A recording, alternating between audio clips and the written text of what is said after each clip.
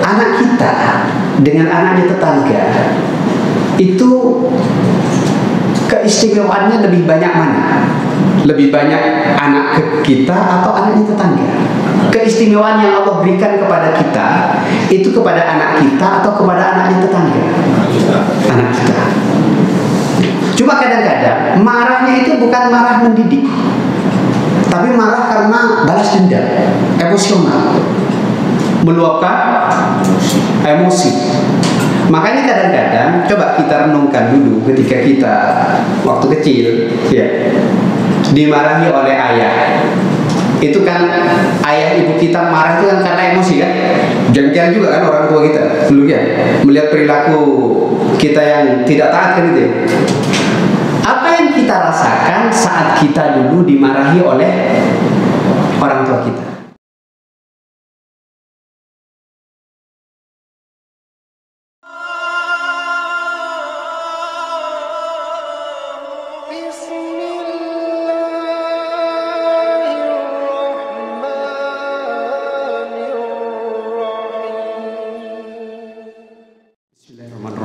Assalamualaikum warahmatullahi wabarakatuh. Alhamdulillah, wassalatu wassalamu ala rasulillah wa ala alihi wa sahbihi wa mawala wa la hawla wa la quwwata illa billah. Asyhadu an la ilaha illallah wahdahu la syarika lah wa asyhadu anna Muhammadan abduhu wa rasuluh.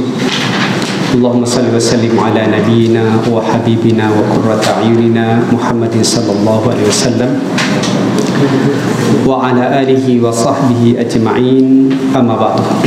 Jemaah sekalian, salat maghrib Masjid Al-Hikmah yang dirahmati Allah Subhanahu wa taala. Alhamdulillah, malam hari ini Allah masih memberikan tambahan umur kepada kita, dan tambahan umur ini kita gunakan untuk talabul ilm.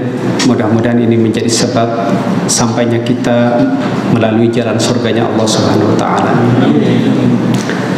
Saya beberapa hari yang lalu dihubungi, cuma sering di luar kota.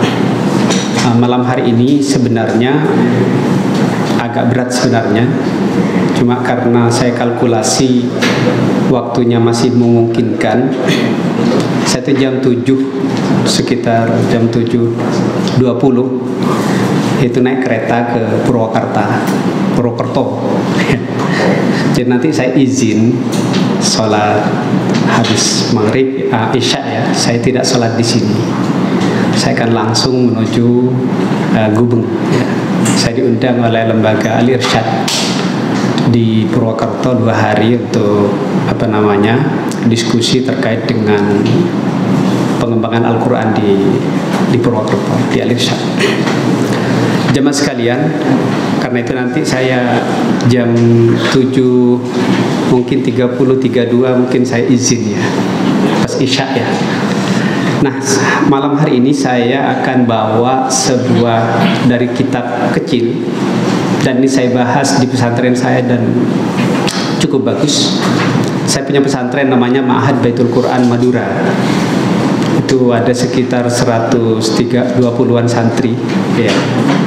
Saya sebagai pembina saja, tinggal di Surabaya. Untuk santri du'afa ya, penghafal Quran dan baca kitab, fokus utamanya. Kemarin saya bahas kitab ini namanya Mauqifur Rasul sallallahu khamsuna hadisan, 50 hadis terkait dengan sikap Nabi terhadap anak-anak. Itu dikumpulkan oleh seorang dalam sebuah kitab. Nah, di antaranya adalah hadis yang masyhur, barangkali kita pernah dengar, tapi nanti kita ambil faedah-faedahnya dari hadis ini terkait dengan sikap Nabi terhadap anak-anak.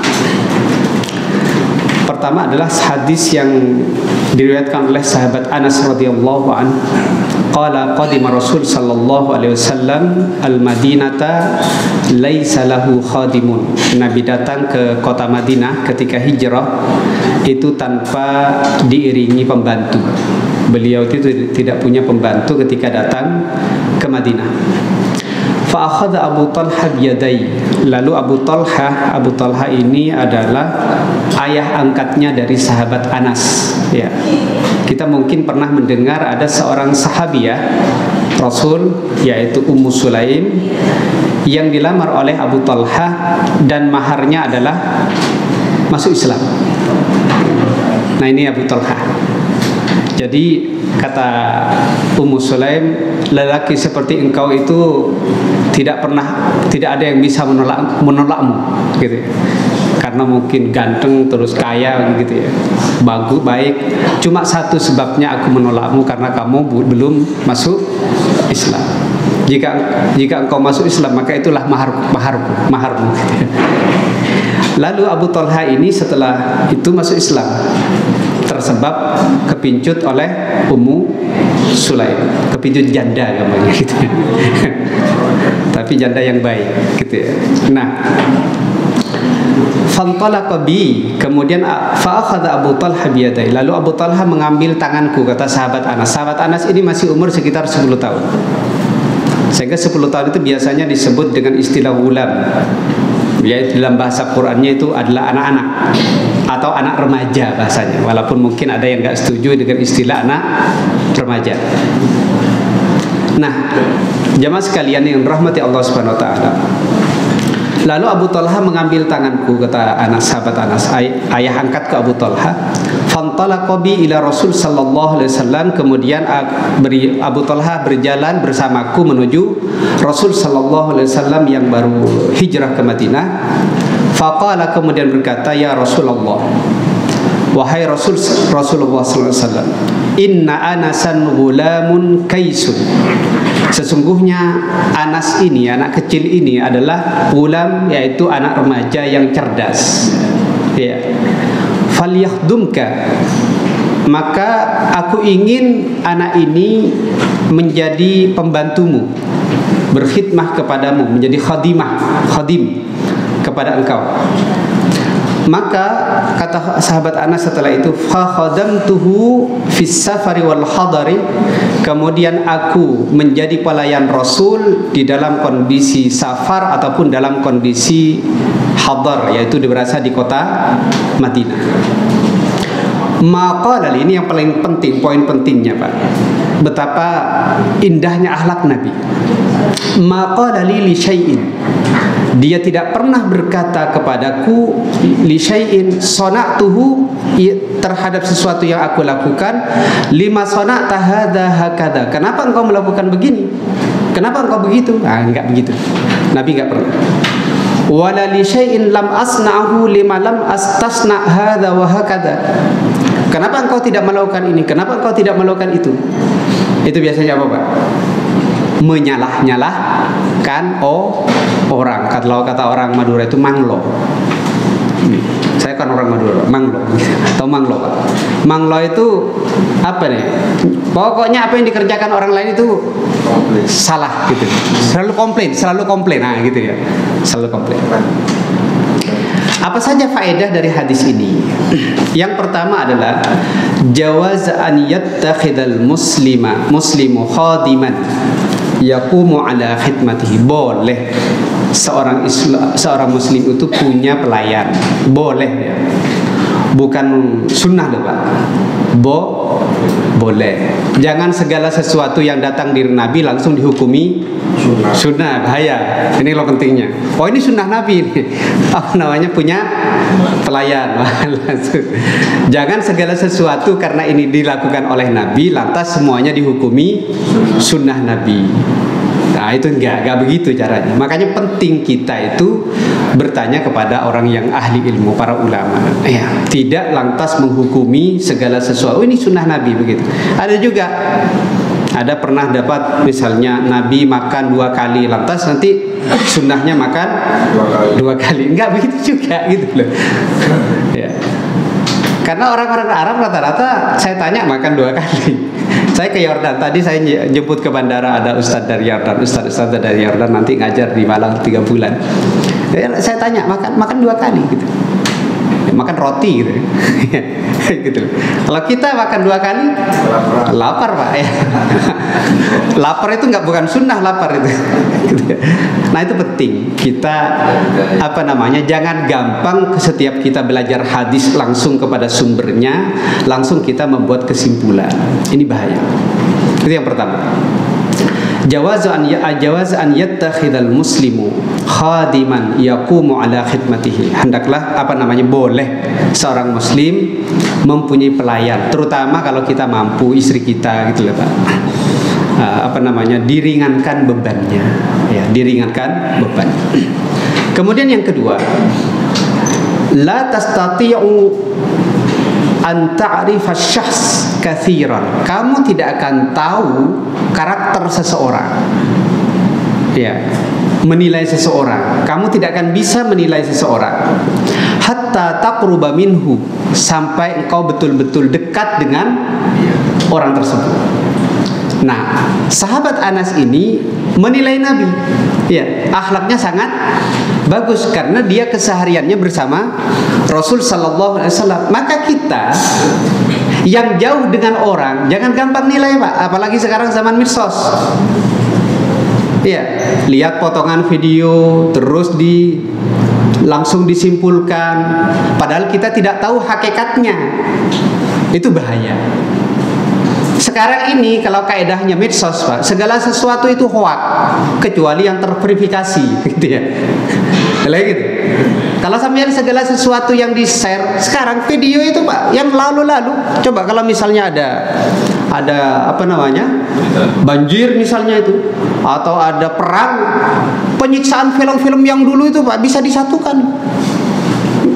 Nah, orang-orang yang di grup-grup WA yang terlalu bersemangat kadang-kadang kemakan hoak. Nah, itu hati-hati. Kita itu jangan gampang menilai orang lain hanya berdasarkan video-video sepotong yang kita terima. Apalagi misalnya begini Pak, orang itu gampang nilai, apalagi nilai buruk. Itu kalau sudah di dalamnya sudah ada sebelumnya, sudah ada ketidaksukaan. Misalnya sampean nggak suka sama saya, pas saya kemudian menemukan suatu hari sampean menemukan potongan video saya, oh cocok itu langsung makan habis-habisan. Nah ini nggak sesuai dengan kaidah Rasul sallallahu alaihi wasallam bahwa hendaknya kalau kita ingin menilai seseorang itu dekat, tahu kondisinya, kondisi asli. Kemudian yang ketiga, khidmatun nabi syarafun wa izzun wa rif'atun. Ya, bahwa berkhidmah kepada Nabi itu adalah kemuliaan, adalah izzah, dan adalah ketinggian derajat. Oh, kalau bisa berkhidmah kepada Rasul sallallahu alaihi wasallam luar biasa. Nah, kalau begitu Pak, kepada siapa nanti kita berkhidmah setelahnya? Kepada siapa Pak? Nabi sudah nggak ada. Ya, kepada warasatul anbiya. Nah, para ulama yang warasah gitu loh. Ulama yang warasah, yang menjadi pewaris. Apa itu ulama yang menjadi pewaris? Ulama yang punya rasa khauf, bukan hanya ilmu. Ya. Innama yakhsyallaha min ibadihil ulama. Jadi yang disebut ulama itu yang punya rasa takut yang tinggi kepada Allah Subhanahu wa taala. Apakah ada ulama orang ahli ilmu yang tidak takut kepada Allah? Banyak. Gitu ya. Maka yang bisa kita khidmai adalah ulama yang rasa takutnya kepada Allah sangat tinggi. Maka dia akan berhati-hati. Contohnya apa ulama yang sangat takut? Sangat berhati-hati mengeluarkan fatwa, statement dan lain sebagainya. Karena takut berbahaya. Nah, itu yang kedua. Yang ketiga, khidmatun nabi syarafun wa izzun. Saya santri misalnya, saya ini misal di pondok itu, saya arahkan santri itu berkhidmah kepada ustadznya, supaya berkhidmah kepada ustadznya. Apa yang dibutuhkan ustadz, itu dikhidmai, bukan karena sosok orangnya, tetapi karena keutamaan ilmu yang dibawa oleh para ustadz. Kira-kira begitu. Kenapa kita kita perlu memuliakan orang ahli ilmu? Karena Allah memuliakan mereka, memberi tanda kebaikan kepada para ustadz atau para ulama. Itu yang ketiga. Yang keempat, yauma anna khidmati Anas, ya, bahwa khidmahnya Anas radhiyallahu anhu kana fil 'ashira min umrihi, adalah pada umur 10 tahun. Ya. Makanya disebut gulam. Ya, bahasanya adalah gulam. Gulam itu di atas 9 tahun ke atas, Pak, bahasa dalam bahasa Arabnya. Kalau di bawah 9 tahun disebut sobi atau tifl. Ya. 9 tahun itu sampai sekitar umur sekitar 18 atau 19 tahun. Itu disebut gulam. Karenanya karakter lembut seperti Nabi ini itu perlu dilatih sejak gulam, sejak masa anak-anak. Misalnya di dalam Al-Quran itu nanti ada karakter gulam yang lembut, gulamun halim, yaitu anak remaja yang punya karakter lemah lembut, tutur katanya sopan, hormat kepada yang lebih tua, tidak meledak-ledak omongannya. Nah, itu namanya gulamun halim.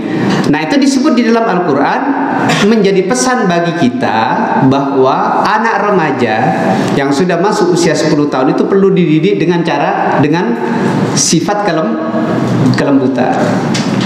Makanya jangan gampang meledak-ledak di dalam rumah tangga. Nanti anaknya juga akan meledak ketika sudah gulam. Nah, itu kayak di televisi ada kemarin, anaknya meledak-ledak sama ibunya. Ibunya juga, karena ibunya juga suka meledak-ledak. Apa istilahnya? Buah tidak jatuh tidak jauh dari pohonnya, kecuali buah yang kena hanyut sungai, Pak. Makanya ada anaknya penjahat jadi ulama itu karena buahnya kehanyut sungai. Jauh dari pohonnya. Jadi mimma yadullu ala sighri, ini menunjukkan bahwa Abu Talha itu ingin mendidik Anas itu sejak kecil, sejak dia masa umur gulam. Lalu dia mencontoh Rasul sallallahu alaihi wasallam. Itu yang keempat. Maka kita bisa menitipkan anak. Kalau dulu, Pak, dulu di kampung-kampung, Pak, kalau di sini enggak. Di kampung-kampung dulu itu banyak orang-orang tua yang mengirim anaknya ke rumahnya kiai, lalu dikhidmahkan kepada mereka supaya dididik lalu melayani kiai. Mungkin begitu, mirip-miripnya begitu ya, walaupun tidak persis gitu ya, karena ada juga yang dieksploitasi juga gitu. Nah, itu dulu. Baik, yang kelima, titik poinnya nanti yang keenam, Pak, titik poin utamanya.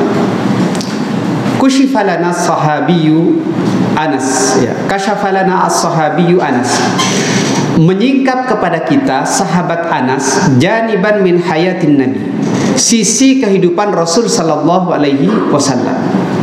Dengan adanya sahabat Anas di rumahnya ini, ya, kita jadi tahu, oh, satu sisi Nabi ketika menghadapi anak-anak, oh kayak gitu.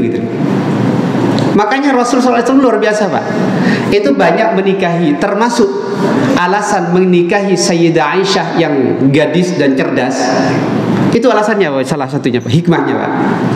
Karena adanya anak gadis yang sangat cerdas, itulah sisi dalamnya keluarga Nabi menjadi terbongkar kepada kita. Coba kalau istri Nabi sepuh-sepuh semua, gitu ya.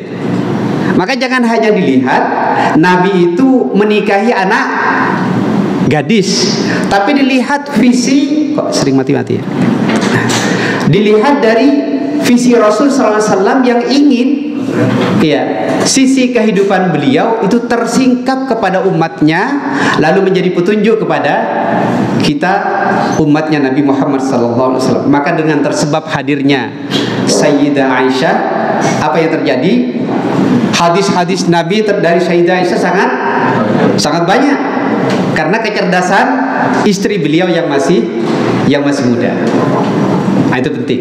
Nah, salah satu di sini adalah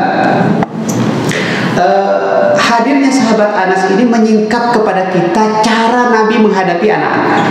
orang-orang yang berada di bawah level di bawah beliau, yaitu sulukan ra'yan fi ta'amulihi alaihi salatu wassalam, yaitu akhlak yang sangat indah yang ditonjolkan kepada Rasul kepada kita. Mungkin kita menganggap biasa. Coba bersikap seperti ini kepada anak-anak itu luar biasa. Sisi luar biasanya di mana?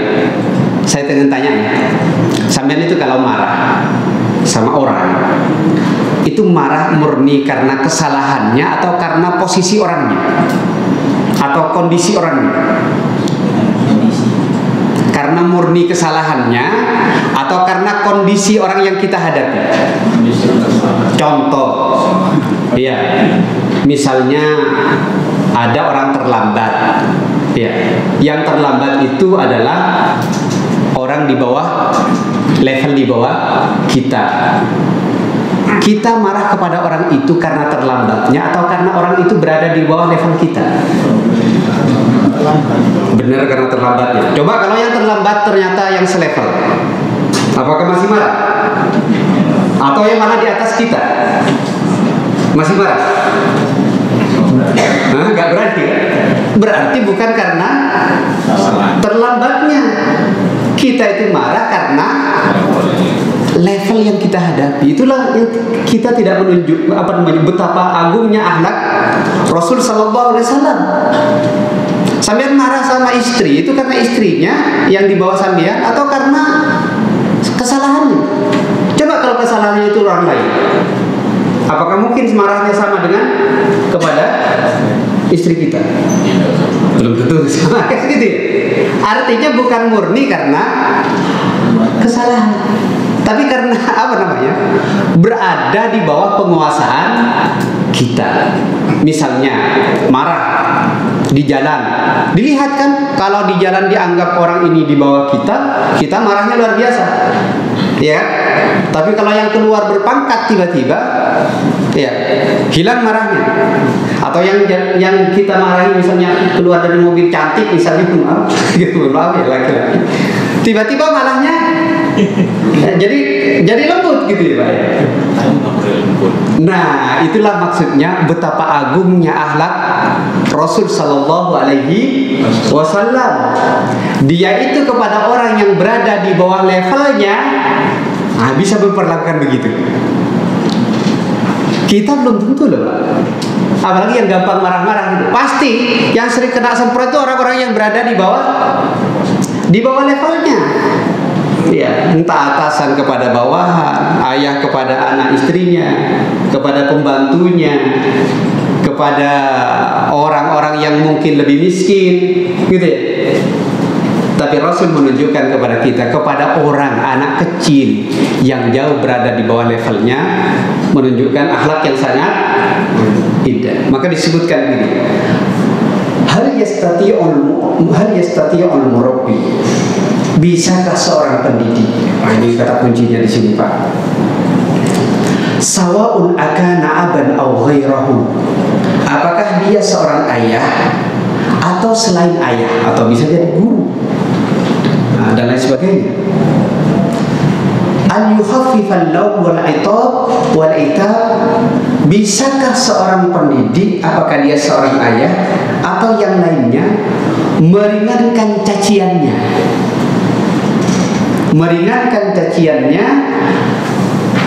ala man hum tahta yadihi, kepada orang-orang yang berada di bawah kendalinya.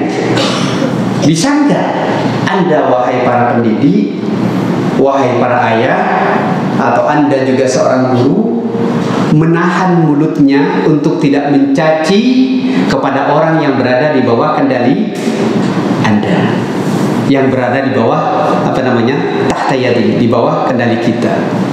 Ya. Wa yata'amul ma'hum kama yata'amalul Mustafa ma'anas.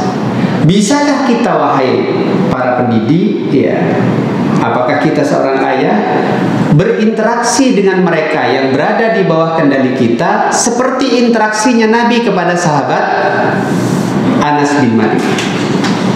Bisa tidak? Alhamdulillah kalau bisa. Kalau enggak ya monggo kita pelajari lagi. Insya Allah. Ya. Jangan gampang kita mengaku sunnah Nabi, tapi hal yang seperti ini masih jauh dari akhlak Rasul Sallallahu Alaihi Wasallam. Yang ini paling sunnah Pak, kalau bisa diikuti Pak. Ya. Karena apa? Saya sebut paling sunnah. Karena inilah ukuran kesempurnaan iman. Kenapa kok saya katakan begitu Pak? Ukuran kesempurnaan iman itu adalah terlihat dari interaksinya seorang muslim kepada muslim yang lain. Bukan ketika sholat, bukan ketika puasa, bukan ketika baca Quran. Itu iya penguat iman, tapi bukan ukuran kesempurnaan. Kapan kesempurnaan iman itu Pak? Akmalul mu'minin, paling sempurnanya iman. Iya. Akmalul mu'minin imanan, paling sempurnanya iman. Ahsanuhum khuluqa, orang yang paling baik akhlaknya kepada terutama kepada orang yang berada di bawah kendali kita. Karena berakhlak kepada orang yang sesama kita gampang Pak. Sambian di sesama jamaah itu, kan gitu, gampang karena selevel. Ya. Tapi kepada berakhlak kepada orang yang berada di bawah kendali kita bisa. Belum tentu. Kepada pembantu bisa berakhlak baik ya? Belum tentu. Kita gampang marah kayak bos kepada anak buah. Belum tentu. Nah ini pentingnya, makanya disebutkan Nabi sudah khuluqun azim, akhlak yang sangat indah. Innahu manhajun nabawi faridun hariyun bina an nutabbiqahu ma'abnaina. Sesungguhnya ini adalah manhaj Nabi ya, yang spesial ya. Yang spesial yang hendaknya kita mempraktekkan di dalam kehidupan sehari-hari. Jadi gini Pak, saya itu setelah melihat misalnya, kita kan gampang marahi anak-anak Pak ya. Marahi anak sampean di rumah itu kan gampang sekali. Kalau kita misalnya Pak sama-sama salah gitu, ada anak sendiri dengan anaknya tetangga, itu kira-kira marah kita paling keras kepada siapa? Anak sendiri. Coba Pak, anak kita dengan anaknya tetangga itu keistimewaannya lebih banyak mana? Lebih banyak anak kita atau anaknya tetangga? Keistimewaan yang Allah berikan kepada kita itu kepada anak kita atau kepada anaknya tetangga? Anak kita. Cuma kadang-kadang marahnya itu bukan marah mendidik, tapi marah karena balas dendam, emosional, meluapkan emosi. Makanya kadang-kadang coba kita renungkan dulu ketika kita waktu kecil ya, dimarahi oleh ayah. Itu kan ayah ibu kita marah itu kan karena emosi kan, jengkel juga kan orang tua kita dulu ya, melihat perilaku kita yang tidak taat kan gitu. Apa yang kita rasakan saat kita dulu dimarahi oleh orang tua kita? Saat orang tua kita jengkelnya kepada kita luar biasa, lalu keluar seluruh emosional orang tua kita, apa yang kita rasakan? Jengkel juga kan? Jengkel Pak juga. Bukan pendidikannya yang sampai kepada kita, baru terasa sekarang kan. Nah, tapi saat itu yang dirasakan kita itu bukan pendidikannya yang sampai, tapi jengkelnya diri kita kepada orang tua. Makanya di sini kenapa saya bilang lebih istimewa kita dibanding anaknya tetangga? Begini, sebenarnya kita itu memarahi anak kita dengan cara emosional itu gak pantas. Karena apa Pak? Anak kita itu siapa sebenarnya? Itu aslinya bukan anak sampean Pak. Karena itu dia sudah ada sebelum dia lahir ke dunia. Manusia itu ada berapa fase? Ada alam roh, ada alam kandungan, ada alam dunia, setelah itu adalah barzakh, akhirat, ada 5. Sekarang saya tanya, ketika di alam ruh itu belum masuk ke janin, itu anaknya siapa? Itu anaknya siapa? Bukan anaknya Allah, Pak. Salah itu, Pak. Ya. Ketika dia masih berada di alam ruh, belum masuk ke alam janin, itu posisinya siapa dia? Kan sama dengan kita dulu di alam ruh. Artinya sama-sama posisinya sebagai hamba Allah. Hanya oleh Allah dititipkan ke kita, gitu loh. Gitu ya. Ini loh, hambaku tak titipkan kepadamu melalui rahim istrimu. Lalu kita sebut sebagai anak kita. Aslinya bukan? Aslinya siapa? Hamba Allah. Lalu dia dititipkan menjadi anak kita. Oke lah, anak kita. Dia hamba Allah, ya kan? Dia saudara karena dia sudah masuk Islam. Pertanyaannya, anak tetangga itu dititipkan ke kita enggak? Enggak. Gitu. Artinya, kalau kita memuliakan anaknya tetangga yang tidak dititipkan, mestinya kita itu lebih muliakan yang dititipkan atau yang tidak dititipkan? Ya, lebih memuliakan yang siapa? Yang dititipkan atau yang tidak dititipkan? Yang dititipkan mestinya, kan gitu. Setelah ini, Pak, setelah saya merasa itu hampir jarang marah-marah. Bukan berarti tidak memarahi kesalahan, Pak. Maksudnya bersikap emosional ke anak itu. Karena anak kita itu lebih istimewa dibanding anaknya tetangga. Anak tetangga enggak, dia juga hamba Allah, tapi tidak dititipkan ke sampean. Tapi yang kita sebut sebagai anak kita itu adalah hamba Allah yang dititipkan kepada kita. Bahasa manusianya mungkin gini, ini loh hambaku, tolong rawat, jadikan dia sebagai hamba yang menyembahku sepeninggal engkau. Nah, kira-kira begitu, Pak. Ya kan? Aku titipkan kepadaku anak ini, hambaku ini, untuk kamu didik supaya setelah engkau meninggal tetap ada orang yang menyembah Allah. Sehingga pertanyaannya Nabi Ibrahim, Nabi Yakub kepada putra-putranya apa? Ma ta'buduna min ba'di, apa yang akan kamu sembah nak setelah aku meninggal? Nah, kira-kira begitu loh, Pak. Maka mulai sekarang, Pak, kepada cucu, kepada anak, ya ditahan lah ya. Emosinya ditahan. Marah tetap marah, Pak. Kalau dia berbuat salah, tapi marahnya terukur. Memang betul-betul ingin mendidik, bukan karena pelampiasan emosi. Beda marah antara pelampiasan emosi dengan mendidik. Saya pikir itu jemaah sekalian, berikutnya adalah alal muslim an yahfaz lisanahu min zajarin wa dham. Hendaklah bagi seorang muslim menahan diri dari omongan yang kasar dan mencaci maki. Sudah masuk syarat? Belum. Sudah ya? Ya, saya pikir cukup dulu. Saya minta izin kepada Ta'mir ya untuk tidak sholat di sini karena khawatir terlambat dan sudah ditunggu. Terima kasih, kurang lebihnya maaf. Mudah-mudahan di waktu yang lain bisa kita lanjutkan kembali. Demikian, kurang lebihnya maaf. Assalamualaikum warahmatullahi wabarakatuh.